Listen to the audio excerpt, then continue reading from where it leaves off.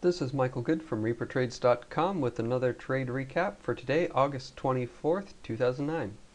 What you see here is RPRX, which was on my watch list last night. I thought it would be a good short on the break of one or on green to red. On green to red, it was not bad. On the break of one, it was not bad, but it was choppy, and as I surmised, there wasn't a whole ton of downside, only about 10-15 cents worth. The fact that it gapped up also was another thing that would have made it a little harder to play.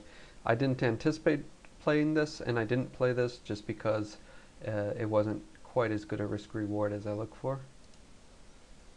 Next up we have Xide Technologies. This was on my watch list last night as a possible long on green red or the 8 cross, or sorry, red to green action. It opened red slightly. When it went green around 765, it was a great buy. I bought 773 right here and sold on the way down at 783 after it failed a couple times to break 8. If I'd been a little better with it, I would have sold right around 790 after it failed to break 8. But still, great trade. There was a good risk reward, and it could have run a bit if it had broken 8. I made $77.04 on that trade. Next up, Jedi Mind. I identified this on my watch list as a potential long, and it was a great long, opening with a bid of 18.5 cents and an ask of 19 cents. A trader could have easily gotten in at 19 cents with a decent amount of size and sold easily at around 25 cents and for an easy 25% today.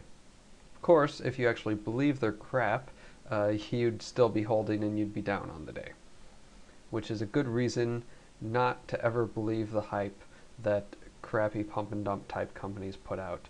They all have big ideas, they all have big plans, and 99% of the time they all fail. Of course, the one that doesn't fail goes on to become famous for selling really expensive jeans. True story, True Religion Jeans, TRLG, was actually a pump and dump originally. Okay, we have here Cyclone Pharmaceuticals, which I played today basically to try to anticipate and play off of the effects of Tim Sykes and his followers. And the one problem with that is that first off, it's a fairly decent volume stock, and second off, if everyone knows what he's going to do, they're not all going to follow as quickly as if he issued a buy recommendation.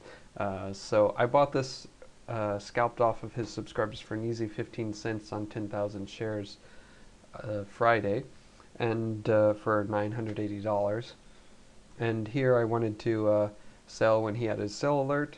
First I tried to identify when he'd sell, and then sold a bit 10,000 shares before then, and then I sold another 10,000 shares when I finally got the sell alert.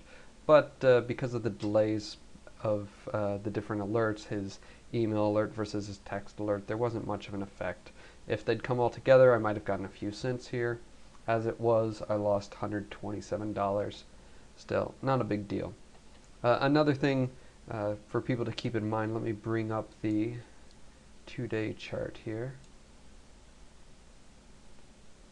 When he issued his buy alert around, well, it was actually at 4:05 here, and you got this huge spike Friday, not all of that was just Tim Alert subscribers, because right here it broke through the high of the day.